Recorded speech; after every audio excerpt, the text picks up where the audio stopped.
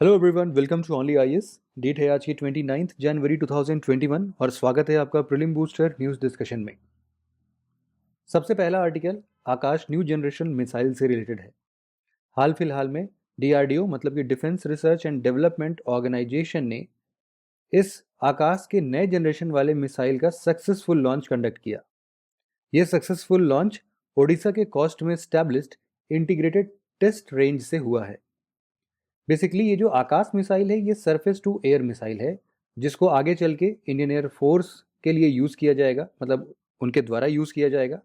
इसका basic purpose हम इस तरीके से समझ सकते हैं कि मान लो कोई भी एरियल थ्रेट है, फॉर सपोज एयरक्राफ्ट है या फिर कोई भी दूसरी मिसाइल है जो कि हमारी तरफ आ रही है, और इस एरियल थ्रेट की ये भी खासियत है कि इसके पास आरसीएस काफ़ी कम है। आरसीएस मतलब होता है रेडार क्रॉस सेक्शन, इसका काफ़ी कम है।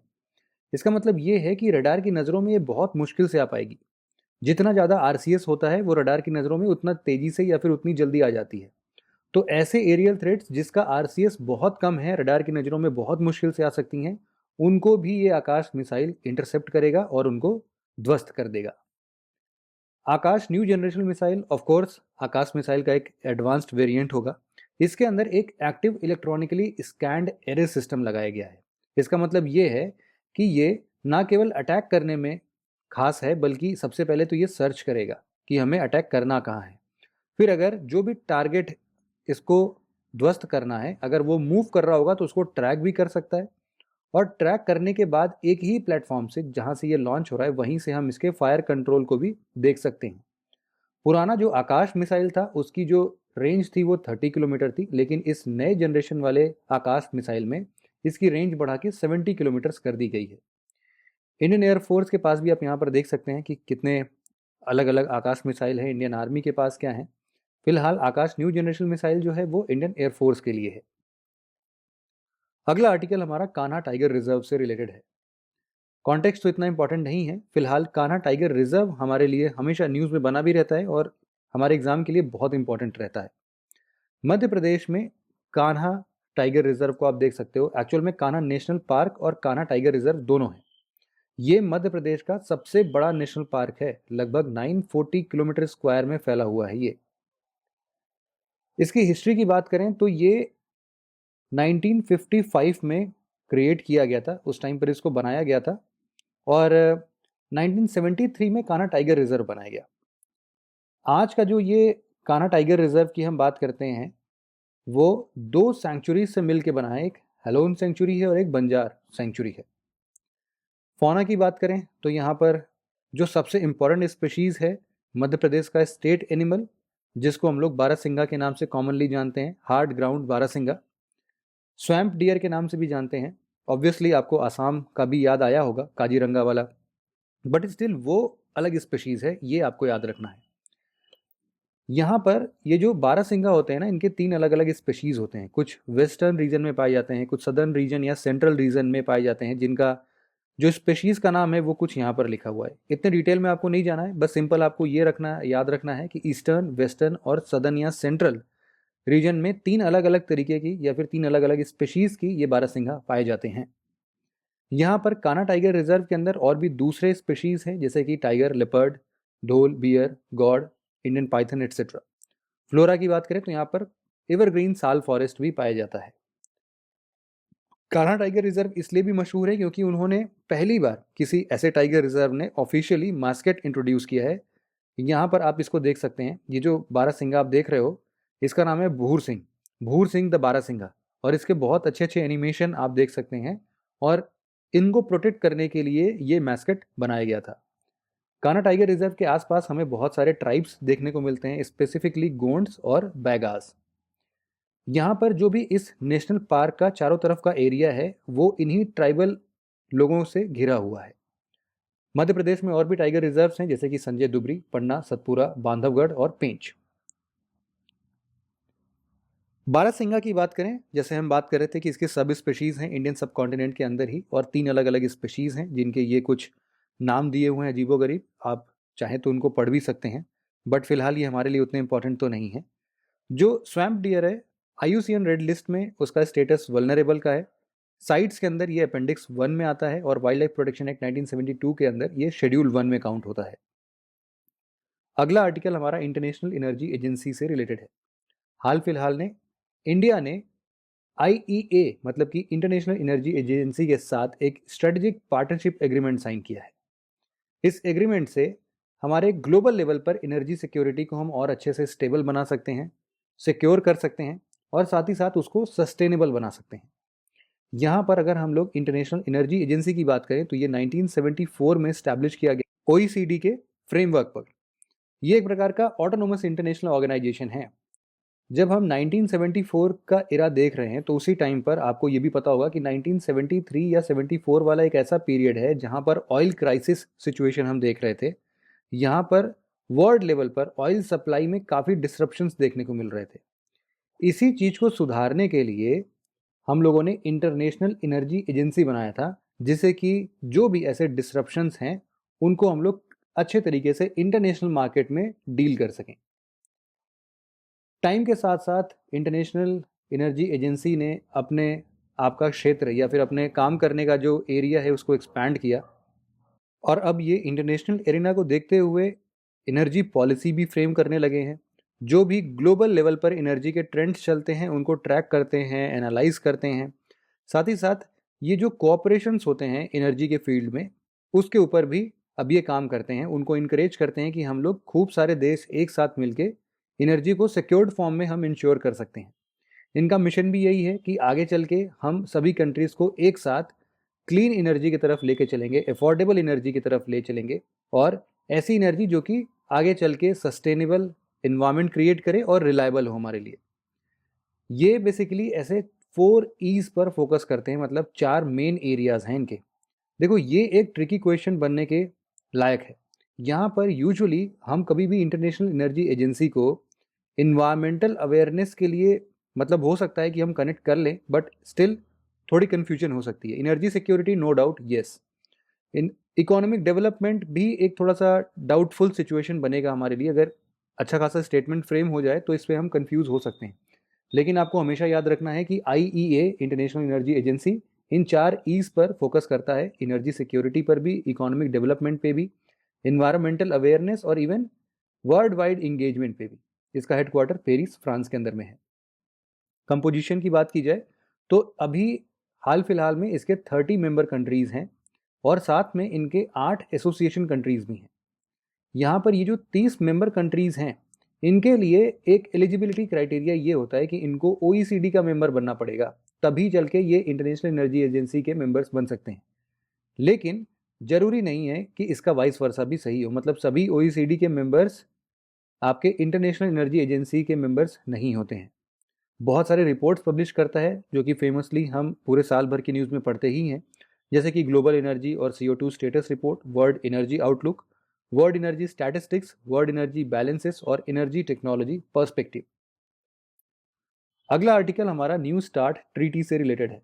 आपको याद होगा कि 1991 में कोल्ड वॉर जैसे ही खत्म होता है और यूएसएसआर का डिसइंटीग्रेशन होता है, वहाँ पर यूएसए और रशिया के बीच में एक काफ़ी हैवी मात्रा में ट्रीटीज साइन होती है।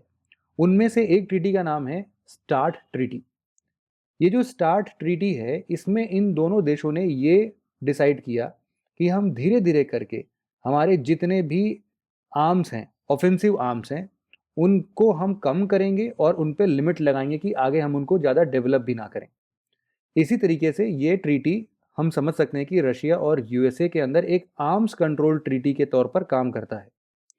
फिलहाल इसको बाद में और भी अमेंड किया गया, एक्सटेंड किया गया, कुछ क्लॉज चेंज किए गए और अभी फरवरी 2021 में ये एक्सपायर होने वाला था, बट इन लोगों ने म्यूचुअली ये एग्री किया है कि अभी आगे आने वाले 5 सालों तक और भी फंक्शन करेगा। ये जो न्यू स्टार्ट ट्रीटी है इसकी शुरुआत हुई थी 2011 फरवरी में और 10 साल के लिए किया गया था। तो चूंकि अब 10 साल हो चुके हैं इसीलिए 5 साल के लिए अब इसको और एक्सटेंड कर दिया गया है। इसकी शुरुआत हुई थी स्टार्ट 1 ट्रीटी से 1991 में। 1991 में जब ये स्टार्ट ट्रीटी आती है और इसका टाइमिंग 2009 में एक्सपायर होने का था, बट 2002 में इसमें कुछ और भी डॉक्यूमेंट्स ऐड किए गए और उसका नाम रखा गया था स्ट्रेटेजिक ऑफेंसिव रिडक्शन ट्रीटी। जब 2011 में न्यू स्टार्ट ट्रीटी आई तो सॉर्ट को खत्म कर दिया गया और सिंपल तरीके से स्टार्ट वन ट्रीटी को कन्वर्ट किया गया न्यू स्टार्ट ट्रीटी में। अब न्यू स्टार्ट ट्रीटी भी खत्म होने ही वाला था, तब तक हमने इसको 5 साल के लिए एक्सटेंड कर दिया। अब बेसिक इसमें बात होती क्या है, देखो क्या होता है कि जो भी इन लोगों के पास ऐसे न्यूक्लियर आर्सेनल्स हो सकते हैं, नॉर्मल आर्सेनल्स हो सकते हैं, उनमें रिडक्शन की बात की जाती है। फॉर एग्जांपल न्यूक्लियर आर्सेनल्स की बात करें तो इनको बोला गया कि दोनों साइड कम से कम या फिर ज़्यादा से ज़्यादा 700 स्ट्रैटेजिक लॉन्चर्स ही हो सकते हैं, 1550 ऑपरेशनल वॉरहेड्स ही हो सकते हैं, इससे ज़्यादा नहीं डेवलप किया जा सकता। इसी तरीके से जो स्ट्रैटेजिक डिलीवरी व्हीकल्स हैं वो 1600 तक हो सकती हैं, ये 1991 के फ्रेमवर्क में बोला गया था, और वॉरहेड्स केवल 6000 ही हो सकते हैं, जो कि अब आप समझ सकते हो इसको काफ़ी आगे जब न्यू स्टार्ट ट्रीटी आया तो इसमें और भी कम कर दिया गया। अब यहाँ पर किसने कितना कम किया है या फिर कैसे इसको अप्लाई किया है, कितने अच्छे तरीके से ये कंप्लाई कर रहे हैं, इन सबको चेक करने के लिए ये लोग रिगरस इंस्पेक्शन भी करते रहते हैं और ऐसे खूब सारी रेजीम चलाते हैं इंस्पेक्शन वाली, जिससे कि ये लोग चेक एंड बैलेंसेस वाला सिस्टम इस्टेब्लिश कर सके। अगला आर्टिकल हमारा ऑफिशियल सीक्रेट्स एक्ट से रिलेटेड है। हाल फिलहाल में मुंबई कमिश्नर ऑफ पुलिस के पास एक कंप्लेन फाइल करने की बात की गई है अर्नब गोस्वामी के अगेंस्ट में। ये अर्नब गोस्वामी रिपब्लिक टीवी के एडिटर इन चीफ हैं। ऑफिशियल सीक्रेट एक्ट के अंदर में ये कंप्लेन दर्ज की गई है। बात करते हैं, ये मुद्दा अब तो चलता रहेगा बट स्टिल हमारे पास ये इंपॉर्टेंट है कि ऑफिशियल सीक्रेट एक्ट क्या है। देखो, इसका जो शुरुआती दौर है वो हम ब्रिटिश कॉलोनियल इरा से जोड़ सकते हैं, जब 1899 और 1905 के ड्यूरेशन में, मतलब बंगाल पार्टीशन के टाइम पर ये जो कर्जन थे, पिछली बार मैंने कुछ और ऐसे वाइसरॉयस थे जिसके नाम के आगे लॉर्ड लगा दिया था, तो कुछ लोगों ने इसके विरुद्ध कुछ आपत्ति जताई थी कि भाई लॉर्ड हम नहीं यूज़ करना चाहिए हमें, तो ठीक है इस लॉर्ड को काट देते हैं, सिंपल कर्जन बुलाते हैं इनको। तो ये कर्जन जो उस टाइम के वॉइसरॉय थे, ये 1899 से 1905 पर वॉइसरॉय थे और उन्हीं के टाइम पर ये ऑफिशियल सीक्रेट्स एक्ट आया था। इस एक्ट का मेन पर्पस ये था कि हम लोग जो भी नेशनलिस्ट पब्लिकेशंस होते हैं उनके आवाज़ को एकदम कुचल डालें। यहाँ पर मजल वर्ड का यूज़ किया गया है। मजल वर्ड का एकदम डिक्शनरी वाला मीनिंग ये होता है कि जो भी जानवर होते हैं उनके मुंह के ऊपर आपने देखा होगा कुछ जाली जैसे हम लोग लगा देते हैं, जिससे कि वो किसी को काट ना सकें या फिर चिल्ला ना सकें। तो इसी तरीके से जो भी नेशनलिस्ट पब्लिकेशंस होते थे उनको कर्ब करने के लिए, उनके वॉइस को दबाने के लिए ये ऑफिशियल सीक्रेट्स एक्ट आया था। ये एक्ट हालांकि बाद में रिप्लेस किया गया दूसरे एक्ट से, और गवर्नेंस की कॉन्फिडेंशियलिटी को मेंटेन करने के लिए, उनकी सीक्रेसी को मेंटेन करने के लिए सभी जगहों पर इसको एक्सटेंड कर दिया गया। अभी ऑफिशियल सीक्रेट एक्ट्स बेसिकली दो एस्पेक्ट पे डील करता है। सबसे पहले सेक्शन 3 के अंदर जितनी भी स्पाइंग या स्पियोनाज वाली बात होती है उसके अंदर ये डील करेगा, मतलब कि गवर्नेंस या फिर गवर्नमेंट की जितनी भी क्रूशियल इंफॉर्मेशन है जिसको हम कहीं और बाहर लीक नहीं कर सकते हैं, वैसे इंफॉर्मेशंस को ये कवर करता है। साथ ही साथ जो भी गवर्नमेंट के सीक्रेट इंफॉर्मेशंस होती हैं, सीक्रेट मिशंस होते हैं, उनको डिस्क्लोज नहीं होने देता है सेक्शन 5 के अंडर।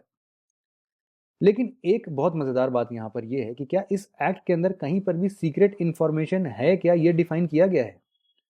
तो ये आर्टिकल बोलता है कि बिल्कुल भी नहीं। ये गवर्नमेंट के डिस्क्रिशन के ऊपर है कि वो डिसाइड करे कि कौन सा डॉक्यूमेंट सीक्रेट है और कौन सा सीक्रेट नहीं है। बात वैसे सही भी है, हम बहुत सारे डॉक्यूमेंट साइन करते हैं और गवर्नमेंट के अंदर ऐसे बहुत सारे डॉक्यूमेंट्स होते हैं जिनको हम अच्छे तरीके से क्लासीफाई नहीं कर सकते हैं, तो हम इसीलिए कोई भी फिक्स डिफिनीशन नहीं रख सकते हैं इस सीक्रेट डॉक्यूमेंट का। तो गवर्नमेंट के पास ये पूरा डिस्क्रिशन दिया गया है कि वो अपने हिसाब से इसको डील कर ले। अगला आर्टिकल हमारा राम सेतु से रिलेटेड है। हाल फिलहाल में सेंटर ने एक अंडर वाटर स्टडी कंडक्ट करने के लिए राम सेतु का क्या ओरिजिन है इसको पढ़ने के लिए ग्रीन सिग्नल दे दिया है। यहाँ पर जो भी चेन ऑफ कोरल्स हैं इनके एज को पढ़ा जाएगा और भी देखा जाएगा कि ये जो राम सेतु के अंदर में जो सेडिमेंट्स डिपॉजिट हैं ये क्या उसी टाइम से हैं जिस पर हमारे माइथोलॉजिकल क्लेम्स हैं। तो इन सब चीज़ों पर ये विचार करेगा और पढ़ाई करेगा, रिसर्च कंडक्ट करेगा। ये जो पूरा का पूरा राम सेतु है जिसको हम लोग एडम्स ब्रिज बोलते हैं, ये 48 किलोमीटर लंबा है और इंडिया और श्रीलंका को कनेक्ट करता है। रामायण में इसका काफ़ी जिक्र है और आप सभी लोग इससे भली भांति परिचित होंगे। यहाँ पर ये धनुषकोटी एक टिप है। आप ये समझो कि ये वाला जो आप एरिया देख रहे हो, ये एक आइलैंड है जिसका नाम है पंबन, और यहाँ पर आप ये वाला भी एक आइलैंड देख रहे हो, इस आइलैंड का नाम है मन्नार। ये पंबन आइलैंड और मन्नार आइलैंड को जोड़ता है। यहाँ पर आपको एक और बात पता होनी चाहिए कि यही रामेश्वरम वाली जगह है, और इसका जो सबसे लास्ट पॉइंट है, इस पॉइंट को हम लोग बोलते हैं धनुषकोटी, और यहाँ वाला जो पिन पॉइंट है, इस पॉइंट को हम लोग बोलते हैं तलाई मन्नार। और ये वाला जो एरिया है, ये कोरल रीजन आप देख रहे हो, इसी को हम लोग बोलते हैं एडम्स ब्रिज, और यहाँ से यहाँ आने के लिए फेरी सर्विसेज चलते हैं। आपके लिए एक क्वेश्चन ये है कि आपको बताना है कि पार्क स्ट्रेट कहाँ है। आपको पता होगा कि यहाँ पर ये वाला जो एरिया है, ये हो गया हमारा पार्क बे, और ये वाला एरिया हो गया हमारा कौन सा, गल्फ ऑफ मन्नार। तो अभी पार्क स्ट्रेट कहाँ है वो आपको बताना है। यहाँ पर ये जो अंडर वाटर स्टडी प्रोजेक्ट की बात की जा रही है, इसमें दो लोग, मतलब कि CSIR, council for scientific and industrial research, और नेशनल इंस्टीट्यूट ऑफ ओशियनोग्राफी, दोनों ने मिलकर ये प्रोजेक्ट कंडक्ट करने की बात की है। यहाँ पर ये देखा जाएगा कि ये जो रामायण पीरियड वाला एज है वो आखिर क्या है, ये कब राम सेतु का फॉर्मेशन हुआ, इन सब के बारे में। 3 साल का ये प्रोजेक्ट है, और कार्बन डेटिंग टेक्निक के बेसिस पर यहाँ के नीचे जो भी सेडिमेंट्स होंगे ना, उनको ये स्टडी करके देखेंगे कि ये पीरियड कौन सा है। यहाँ पर जो वेसल का यूज़ होगा, मतलब जिससे ये लोग वहाँ पर जाएंगे और डीप ये एक्सपेरिमेंट्स कंडक्ट करेंगे, रिसर्च कंडक्ट करेंगे, उसका नाम है सिंधु साधना। ये कोर सैंपल्स कलेक्ट करेगा। यहाँ पर बाथीमेट्री स्टडीज कंडक्ट की जाएंगी। बाथीमेट्री क्या होती है? बाथीमेट्री एक प्रकार का ऐसा स्टडी है जिससे कि हम लोग कोई भी वाटर बॉडी, वो चाहे ओशियन हो, चाहे रिवर हो, लेक हो, कुछ भी हो, उसके सरफेस की स्टडी करते हैं, उसके बेड या फिर उसके फ्लोर की स्टडी करते हैं, उसको बोलते हैं बाथीमेट्री। तो इसी तरीके से यहाँ पर इस वाले रीजन का भी बाथीमेट्री स्टडी किया जाएगा। इसके लिए 2 टेस्ट प्लान किए गए हैं, एक है साइड स्कैन सोनार और दूसरा है सिलोसिस्मिक सर्वे।